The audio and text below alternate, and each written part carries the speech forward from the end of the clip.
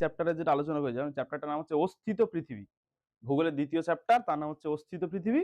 সেই চ্যাপ্টারের প্রথমে আমরা আলোচনা করেছি পাত সংস্থান তত্ত্ব আর মহী সঞ্চারণ তত্ত্ব। সেই পাত সংস্থান তত্ত্ব আলোচনা করতে গিয়ে আমরা দেখলাম যে হচ্ছে পাতগুলো চলন ঘটছে, দুজন পরস্পর থেকে দূরে সরে গেলে সেটা অপসারী, কাছাকাছি সরে আসলে সেটা অভিসারী, আর যখন হচ্ছে আমাদের দুজন পাশাপাশি দিয়ে চলে যাচ্ছে, কোনো কিছু ঘটনা ঘটছে না, তখন সেটা নিরপেক্ষ পাত সীমানা ঘটছে। এইবার আজকের যেটা আমরা আলোচনা করব সেটা হচ্ছে অগ্নুদ্গম নিয়ে আমরা আলোচনা করব। কি নিয়ে আলোচনা করব? অগ্নুদ্গম, ঠিক আছে, যাকে ইংরেজিতে বলা হয়ে থাকে হচ্ছে আমার ভলক্যানিজম, ঠিক আছে। অগ্নুদ্গম নিয়ে আমরা আলোচনা করব। এই অগ্নুদ্গমটা কি জিনিস? আমরা বলছিলাম যে পৃথিবীর যত গভীরে যাব আমরা, প্রতি 33 মিটার গভীরতায় প্রায় 1 ডিগ্রি সেলসিয়াস করে উষ্ণতা বাড়ছে।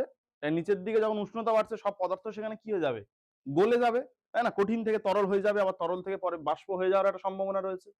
এইরকম পুরোপুরি তরল হয়ে যেতেও পারে, বা কঠিন তরল মাঝখানের অবস্থায় থাকতে পারে। সেই অবস্থাটাকে আমরা কি বলবো? সান্দ্র অবস্থা বলবো। এই থকথকে যে অবস্থা সেটাকে আমরা সান্দ্র অবস্থা বলবো, এইরকম থাকতে পারে। এইবার যেহেতু নিচের দিকে গলে যাচ্ছে যখন, তখন সেই অংশটা যদি কোনো ফাটল বরাবর বাইরে বেরিয়ে আসে, তাহলে ওই যে নিচের আমাদের গলিত পদার্থগুলো যদি ফাটল বরাবর বাইরে বেরিয়ে আসে, সেটা অল্প হতে পারে, জোরে হতে পারে, আওয়াজ করে হতে পারে, আওয়াজ না করেও হতে পারে। যখন বেরিয়ে আসবে এই প্রক্রিয়াটাকে আমরা কি বলবো? অগ্নুদ্গম বলবো। ক্লিয়ার হলো সবাই? ফাটল বরাবর ভূগর্ভস্থ ম্যাগমা যখন বাইরে বেরিয়ে আসবে, বা গলিত পদার্থগুলো যখন বাইরে বেরিয়ে আসবে, তাকে আমরা অগ্নুদ্গম বলবো। ক্লিয়ার সবাই? কারো কোনো বুঝতে সমস্যা আছে কি? বলো আগে। ওই রকম আমাদের পাত সীমানা বরাবর যখন অপসারণ ঘটছে, সেই পাত সীমানায় ফাটল তৈরি হচ্ছে, ওই ফাটল বরাবর যদি কিছু বেরিয়ে আসে, মনে করো হচ্ছে আমরা ভালো করে একটা সিমেন্টের থকথকে একটা তৈরি করলাম, বা কিনা আমরা সিমেন্ট বাদ দিয়ে অন্য কিছুর একটা মনে করো মিশ্রণ থকথকে তৈরি করলাম, বা পাতলা তৈরি করলাম, করে একটা প্লাস্টিকের মধ্যে রাখলাম, প্লাস্টিকটা ছোট একটা চেলা করে দিলাম, দিয়ে প্রেসার দিচ্ছি, সেখানে নিচের দিয়ে গেলে চাপও তো বাড়ছে, সেখান থেকে বেরিয়ে আসবে না জিনিসপত্র? বেরিয়ে আসবে তো। সেটা হচ্ছে অগ্নুদ্গম। এই অগ্নুদ্গম এমন একটা সৃষ্টি যেটা হচ্ছে অত্যন্ত ভয়ঙ্কর সুন্দর দৃশ্য। অগ্নুৎপাত যখন হবে, সেই দৃশ্যটা ভয়ঙ্কর হবে, আবার সুন্দর হবে। বিভূতিভূষণ বন্দ্যোপাধ্যায়ের একটা বিখ্যাত গল্প রয়েছে চাঁদের পাহাড়, যেটা নিয়ে পরবর্তীকালে দেব একটা সিনেমা বানিয়েছে, চাঁদের পাহাড় সিনেমা। তোমরা দেখেছো কিনা জানি না। সেখানে দেব যখন আফ্রিকা অভিযান করেছে, সেখানে একদিন হঠাৎ করে রাত্রেবেলা ঘুমাচ্ছে, দেব বলবো না, মানে ওই ক্যারেক্টারটার নাম হচ্ছে শঙ্কর। শঙ্কর যখন অভিযান করেছে, রাত্রেবেলা ঘুমোচ্ছে, হঠাৎ করে দেখছে সমস্ত পশু পাখি সব খুব জোরে দৌড়ে পালাচ্ছে চারদিকে। ওর তাঁবুর উপর থেকে বিভিন্ন বুনো মোষ, তারপরে হরিণ, হায়না সব ছুটে ছুটে পাশতে পালাচ্ছে। ও তো ভয় পেয়ে গেছে, উঠেছে। উঠে দেখছে যে মানে একটা পাহাড়ের মাথা যেন কিরম সেই টুপিটা যেন খুলে উবড়ে ফেলে দিয়েছে। কুলপি যদি হয়, কুলপি সবাই নিশ্চয়ই দেখেছো, ওই কুলপির লেজটা মনে করে ভেঙে দিয়েছে কেউ। কুলপির লেজের নিচে ত্রিভুজ মতো মোটামুটি একটা হয়তো, ওইটা যেন উবড়ে ফেলে দিয়েছে। আর সেখান থেকে যেন তরল সোনা যেন উপরের দিকে উঠছে, এত লাল টকটকে সোনার মতো। তাহলে দৃশ্যটা অত্যন্ত একটা সুন্দর দৃশ্য। আবার ফের তার সঙ্গে সঙ্গে দৃশ্যটা অত্যন্ত ভয়ঙ্কর, কারণ ওই যে অগ্নুৎপাতটা হচ্ছে সেটা যখন চারদিকে ছড়িয়ে পড়বে, তখন অন্যান্য পশু পাখি বন জঙ্গল সব পুড়ে ছাই হয়ে যাবে একদম। তাহলে এই দৃশ্যকে ওই জন্য কি বলা হয়? ভয়ঙ্কর সুন্দর দৃশ্য বলা হয়। কেউ যদি কখনো অগ্নুৎপাত দেখো, মানে হচ্ছে ফোনে দেখতে পাবে, তোমরা সার্চ করবে ভলক্যানিজম বলে সার্চ করবে, তখন দেখবে হচ্ছে তোমরা, বা অগ্নুদ্গম বলে বাংলায় সার্চ করবে, দেখবে কত সুন্দর একটা ব্যাপার। তরল লাভা একদম লাল টকটকে একদম পুরো ঝরে ঝরে ঝরে ঝরে পড়ছে আগ্নেয় পর্বত থেকে। তাহলে এইখান থেকে যখন এই আমার অগ্নুৎপাতটা হচ্ছে, মানে ভেতর থেকে জিনিসপত্র বেরোচ্ছে, সেই তরল পদার্থগুলো পর পর পর পর পর পর সঞ্চিত হচ্ছে, সঞ্চিত হয়ে অনেক কিছু ভূমির উপর সৃষ্টি করে। এই জন্য এটাকে কি বলা হয়? ভূগাঠনিক একটা প্রক্রিয়া বলা হয়। ক্লিয়ার হয়েছে কি বললাম? তাহলে সঞ্চিত হচ্ছে, হওয়ার পরে এইভাবে সঞ্চিত হয়ে হয়ে হয়ে যদি পর্বতের সৃষ্টি করে, সেটাকে আমরা কি পর্বত বলবো? আগ্নেয় পর্বত বলবো। আর যেহেতু সঞ্চিত হয়ে পর্বতটা সৃষ্টি হচ্ছে, সেই জন্য তাই কি বলবো আমরা? সঞ্চয়জাত পর্বত। তাহলে আগ্নেয় পর্বতের অপর নাম সঞ্চয়জাত পর্বত। কারো সমস্যা আছে বুঝতে? এইরকম কতগুলো আগ্নেয়গিরি কোথায় কোথায় রয়েছে। ইতালির রয়েছে ভিসুবিয়াস, ট্রম্বলি, হাওয়াই দ্বীপপুঞ্জ বলে একটা জায়গা রয়েছে, সেখানে মৌনা লোয়া বিশাল বড় আগ্নেয়গিরি। হাওয়াই দ্বীপপুঞ্জে প্রচুর আগ্নেয়গিরি রয়েছে সেখানে। তো এইরকম গুলো রয়েছে আমাদের ভারতের কোথায় রয়েছে? ব্যারেন রয়েছে, নারকোন্ডাম রয়েছে, এগুলো হচ্ছে ভারতের আগ্নেয়গিরি। মায়ানমারের পোপা রয়েছে। এই সমস্ত এক একটা আগ্নেয়গিরির নাম। এবার তোমাদের বইতে একটা বিষয় নেই, তবু আমি তোমাদের বলে রাখছি, প্রশান্ত মহাসাগরের কেন্দ্র করে, মানে প্রশান্ত মহাসাগর সবাই নাম শুনেছো, পৃথিবীর সবচেয়ে বড় মহাসাগর। ওই মহাসাগরের একটা বেল্ট মতো, মানে একটা কোমর বন্ধনীর মতো প্রশান্ত মহাসাগরের চারদিকে অনেকগুলো আগ্নেয়গিরি রয়েছে। ওই জন্য ওই অঞ্চলটাকে বলা হয় প্রশান্ত মহাসাগরীয় আগ্নেয় মেখলা। ওটা তোমাদের সিলেবাসে নেই, তবু আমি একটু জানার জন্য বলে দিচ্ছি। কি বললাম বুঝতে পারছো? তাহলে ওটাকে কি বলে? প্রশান্ত মহাসাগরীয় আগ্নেয় মেখলা, কারণ প্রশান্ত মহাসাগরকে কেন্দ্র করে চারিদিকে সব আগ্নেয়গিরি রয়েছে। এইরকম স্ট্রম্বোলি যে আগ্নেয়গিরি ভূমধ্য সাগরের ওখানে কাছাকাছি রয়েছে, তাকে বলা হয় ভূমধ্য সাগরীয় আলোক স্তম্ভ। মানে সবসময় অগ্নুৎপাত হয় ওখানে, লাইট হাউসের কাজ করে। আলো যখন অগ্নুৎপাত হবে তখন তো আলো মতো হবে, তাই না? সেই বিষয়গুলো এখানে দেওয়া রয়েছে। আচ্ছা, তাহলে এই ধরনের অনেকগুলো পর্বত রয়েছে। তাহলে অগ্নুৎপাতের ফলে কেমন ভাবে পর্বত সৃষ্টি হচ্ছে নিশ্চয়ই তোমরা বুঝতে পারছো। তাহলে ভূপৃষ্ঠের ফাটল বরাবর এবার লাভা আর ম্যাগমার মধ্যে একটা পার্থক্য রয়েছে, যেটা তোমাদের বুঝতে হবে। এই পদার্থগুলো যখন ভূপৃষ্ঠের চাপে এবং তাপে গলিত অবস্থায় থাকবে বা সান্দ্র অবস্থায় যখন ভিতরে থাকবে, ভূপৃষ্ঠে যখন ভিতরে থাকবে, মনে করো এটা আমাদের ভূপৃষ্ঠ, তাহলে অভ্যন্তরে তো আমরা গিয়েছি, তাই না? এইভাবে আমরা তরমুজের মতো কেটে ছবি এঁকেছিলাম, এটা একটু অন্যরকম স্ট্রাকচারও দিতে পারো তোমরা। যখন আমার লাভাগুলো এর মধ্যে থাকছে সব, ঠিক আছে, মানে লাভা বলবো না, তখন গলিত অবস্থায় যখন এর ভিতরে থাকছে তখন সেটাকে আমরা কি বলবো? ম্যাগমা বলবো। আমি বলেছিলাম মা, মা কথাটা থেকে মানে বাচ্চারা মায়ের পেটের মধ্যে থাকে, সেইটা দিয়ে আমরা সহজে মনে রাখবো। যখন ভিতরে থাকবে তখন ম্যাগমা। এইবার যদি কোনো একটা ফাটল সৃষ্টি হলো, সেই ফাটল বরাবর এইগুলো ধরো বাইরে বেরিয়ে আসছে, এখান থেকে এগুলো বাইরে বেরিয়ে আসছে, তখন সেটা হয়ে যাবে লাভা। যখনই বাইরে বেরিয়ে আসবে আমাদের বায়ুমণ্ডলের সংস্পর্শে, সেগুলো জমাট বেঁধে যাবে, গিয়ে শক্ত হয়ে যাবে। তার ফলে এক ধরনের শিলা সৃষ্টি হবে, যেটা এর পরের চ্যাপ্টারে আমাদের আলোচনা বিষয়। সেটাকে আগ্নেয় শিলা বলা হয়। আগ্নেয় শিলা অত্যন্ত কঠিন একটা শিলা। শিলা তিন ধরনের হয়, একটা আগ্নেয় শিলা, একটা পাললিক শিলা, একটা রূপান্তরিত শিলা। শিলা আমাদের পড়া আছে এর পরের চ্যাপ্টারে, ওখান থেকে একটা 5 নম্বরের প্রশ্ন আসবে তোমাদের। যাই হোক, ওটা আমরা পরে যাচ্ছি। তাহলে এই পর্যন্ত কারো বুঝতে সমস্যা আছে? তাহলে অগ্নুৎপাতের ফলে অনেকগুলো ভূমিরূপ সৃষ্টি হয় বলে অগ্নুৎপাতকে ভূগাঠনিক প্রক্রিয়া বলে। ঠিক আছে, অগ্নুৎপাতকে কি প্রক্রিয়া বলছে? ভূগাঠনিক প্রক্রিয়া। এখানে আর তেমন কিছু নেই, লাভা ম্যাগমার কনসেপ্ট আছে, ওটা তোমাদের বলে দেওয়া হয়েছে। আচ্ছা, এইবার আমি যে কথাটা বলছিলাম, যখন অগ্নুদ্গম হবে তখন একবার আমি বলছি আওয়াজ করে, আওয়াজ না করে। তেমন কি আওয়াজ করে হঠাৎ করে অগ্নুদ্গম হতে যাবে কেন? কারণ একটা বিষয় রয়েছে। মনে করো আমার ভূপৃষ্ঠের এখানে অ্যাসথেনোস্ফিয়ার রয়েছে, সবাই অ্যাসথেনোস্ফিয়ারের কনসেপ্ট জানো। ভূত্বকের নিচে আর গুরুমণ্ডলের উপরে যে সান্ধ্র অঞ্চল বা সান্ধ্র যে অংশটুকু, সেটুকু আমরা অ্যাসথেনোস্ফিয়ার বলছি। ওই অ্যাসথেনোস্ফিয়ারে মনে করো এখানে অনেকগুলো ম্যাগমা জমে আছে, সেই ম্যাগমাটা ধীরে ধীরে বেরোচ্ছে। যখন এই জায়গাটা বেরোলো, এই একটা ফাটল তো, এই জায়গায় বেরোলো, তাহলে এই জায়গায় তোমার তো বায়ুর সংস্পর্শে এই জায়গাটা শক্ত হয়ে যাচ্ছে, তাই না? শক্ত হয়ে যাচ্ছে না এই জায়গাটা? তাহলে পরবর্তীকালে এই পথ দিয়ে ফের ম্যাগমা বেরোবে, আটকে যাবে তো, বারবার গিয়ে ম্যাগমা এখান থেকে যাবে, গিয়ে আটকে গিয়ে এখানে আটকে যাবে। নিচে তো গরম, গরম মানে ফুটছে টকবক করে, যত গরম হবে সে উপরের দিকে উঠতে চাইবে, তো উপরের দিকে উঠতে চাইলে বারবার বারবার এখানে বাধা পাবে, পেতে পেতে পেতে পেতে পেতে একটা সময় যখন চাপটা, প্রেশারটা অনেক হাই হয়ে যাবে, যখন তখন জোরে বাস্ট করবে, একদম খুব জোরে আওয়াজ হবে। বোম ফাটে যেমন, বড় বড় পারমাণবিক বোমা, বা পারমাণবিক বোমার সঙ্গে কনসেপ্ট দেবো না, মোটামুটি খুব জোরে একটা আওয়াজ হবে, ওই তখনই আওয়াজ করে বাইরে বেরোবে। আর যে জায়গাটা নতুন ফাটল সৃষ্টি হবে, কোনো পাতের অপসারণ ঘটলো, সেখান থেকে কোনো আওয়াজ হবে না, নর্মাল ভাবে ম্যাগমা বেরিয়ে যাবে। ক্লিয়ার হলো কি বললাম? তাহলে এইভাবে আগ্নেয় পর্বত তৈরি হচ্ছে। এইবার এখানে বলেছে আগ্নেয় পর্বতের কতকগুলো, আচ্ছা, আগ্নেয়গিরি সক্রিয়তার ভিত্তিতে 3 রকমের করা হয়। মানে কখন কখন অগ্নুৎপাত হবে সেই ভিত্তিতে আগ্নেয়গিরিকে 3 ভাগে ভাগ করা হয়। বোঝা গেল? কি কি ভাগে ভাগ করব আমরা? আচ্ছা, আগ্নেয়গিরির কনসেপ্টটা জানার আগে আমাদের যদি আগ্নেয় পর্বতের একটা আমরা ছবি দেখতে চাই, আগ্নেয় পর্বত প্রধানত এরকম গম্বুজাকার বা ত্রিভুজাকার একটা পর্বত হয়, ঠিক আছে? এইটা মোটামুটি একটা পর্বত। এইখানে এটা পৃথিবীর অভ্যন্তরে রয়েছে,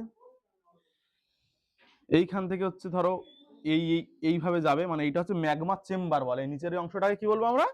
ম্যাগমা চেম্বার বলবো।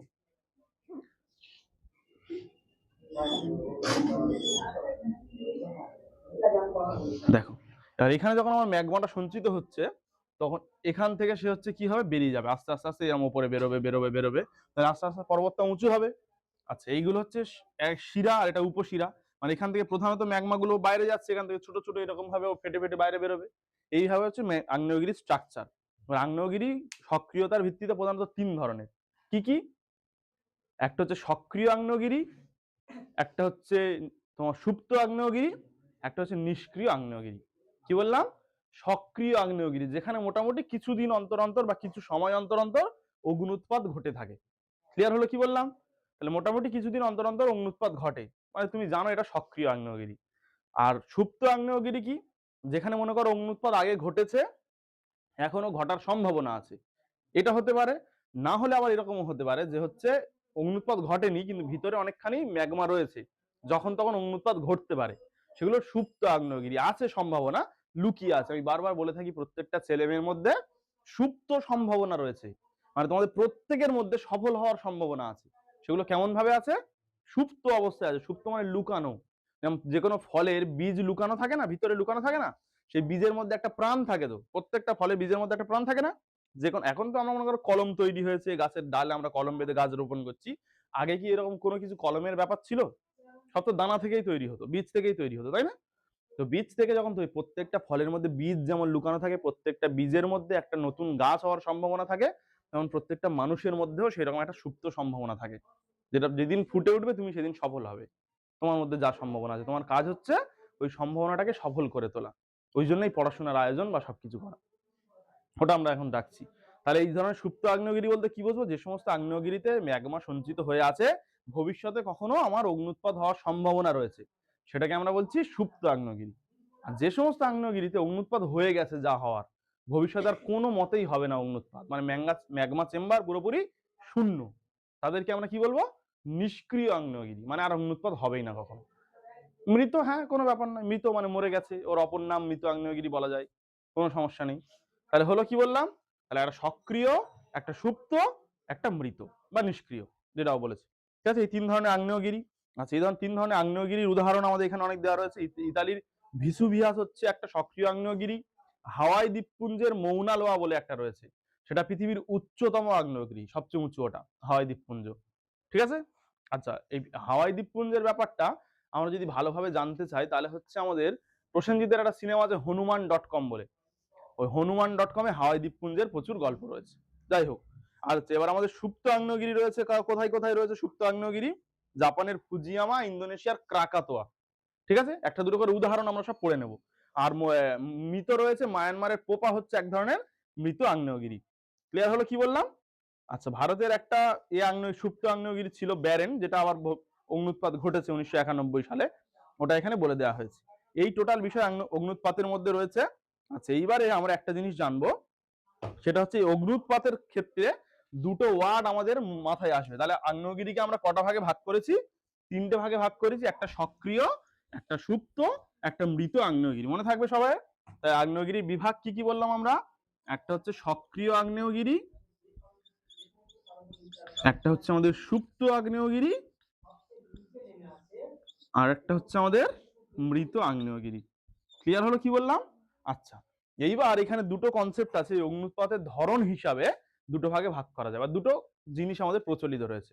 একটা হচ্ছে আ লাভা, আকার আকার দুটো আমাদের আ লাভা, আর একটা হচ্ছে পা হো লাভা। পা হো লাভা। হাসির কোনো বিষয় নেই, কারণ এটা হচ্ছে আমাদের হাওয়াই দ্বীপপুঞ্জের কথা অনুযায়ী হচ্ছে আর পা হো লাভা। তাহলে ইন্দোনেশিয়ার অঞ্চলে, ভালো করে শুনে নেবে সবাই, ইন্দোনেশিয়ার যে রয়েছে একটা দেশ ইন্দোনেশিয়া জানো, সেইখানে যে লাভাগুলো বাইরে বেরিয়ে আসে বা ম্যাগমাগুলো বাইরে বেরিয়ে আসে, সেগুলো সান্দ্র বা থকথকে মতো। এই জন্য এদেরকে বলা হয় আ লাভা। হাওয়াই দ্বীপপুঞ্জের ভাষায় এই ধরনের লাভা বা ম্যাগমাকে কি বলবো আমরা? আ লাভা বলবো। আর হচ্ছে আমাদের হাওয়াই দ্বীপপুঞ্জে যে সমস্ত ম্যাগমা বাইরে বেরিয়ে আসে, তারা সবাই তরল। এই তরল যে বাইরে বেরিয়ে এলো, আসার পরে সেটা তো সঞ্চিত হবে স্তরে স্তরে, সেটাকে আমরা বলবো পা হো। তরলের অপর নাম কি? পাতলা। পাতলার সঙ্গে পা হো সম্পর্ক রয়েছে, পা পা, মনে রাখবে তাহলে সবাই। ক্লিয়ার হলো? তাহলে পা হো লাভা তরল না আ লাভা তরল? পা, হ্যাঁ, আর লাভাটা সান্দ্র, আর পা হোটা তরল বা পাতলা। পাতলা পা হো, পয়াকার পয়াকার রয়েছে, ওইটা দিয়ে সবাই মনে রাখবে, তাহলে সহজে হয়ে যাবে। এই টোটাল বিষয় হচ্ছে আমাদের অগ্নুৎপাত থেকে রয়েছে। এটা আমি মোটামুটি গল্প করে বলে দিলাম। এবার তোমাদের টেক্সট বই কি কি আছে দেখে আমি বলে দিচ্ছি। আচ্ছা, আমরা এই যে টেক্সট বইটা বারবার পড়ার সময় ব্যবহার করছি, এটা কেন আসছে? প্রথম দিন থেকে আমি বলেছি আমাদের যেটা করতে হবে, এবছর আমরা কেমন করে পড়াশোনা শুরু করব? টেক্সট বই থেকে পড়াশোনা শুরু করব। সহায়িকা তোমাদের কিচ্ছু কিনতে হচ্ছে না, শুধু ইংলিশের একটা সহায়িকা কিনে নেবে সবাই চটপট করে ইংরেজি পড়া করার জন্য, আর বাদ বাকি সব সাবজেক্টের নোটস আমরা এখান থেকে দেবো। তোমাদের টেক্সট বই কি কি আছে দেখি। টেক্সট বইয়ে প্রথমে আছে অগ্নুদ্গম, আমার বইটা দাগিয়ে দেওয়া আছে, বইটা আমি রেখে যাচ্ছি, না হয় দাগ মেরে নিয়ে আমার ঘরে পাঠিয়ে দেবে। আচ্ছা, আর দেওয়া রয়েছে সঞ্চয়জাত বা আগ্নেয় পর্বত, বলেছি কতগুলো উদাহরণের কথা বলেছে।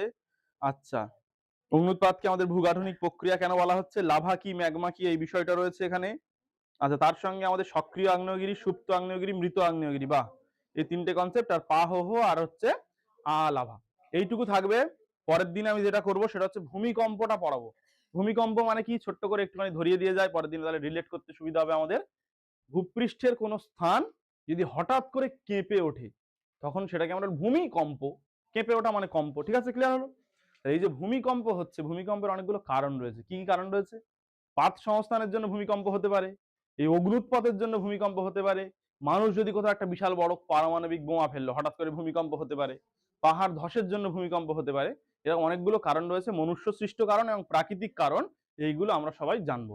আর হচ্ছে আগে আগে মানে প্রাচীন কালে আমাদের ভূমিকম্প সম্পর্কে কি বলা হতো? বলা হতো যে পৃথিবীটা নাকি শীষ নাগ একটা সাপের মাথার উপর অবস্থিত, ওই শীষ নাগ যখন নড়ে ওঠে তখন এই পৃথিবী কেঁপে ওঠে, বিষয়টা এরকম। কিন্তু তার প্রকৃত কি কারণ রয়েছে, কোথায় সৃষ্টি হচ্ছে, কোথায় ধ্বংস হবে, কত কি স্কেল রয়েছে, কোন স্কেল, সবগুলো আমরা পরের দিনে ক্লাসে আলোচনা করব।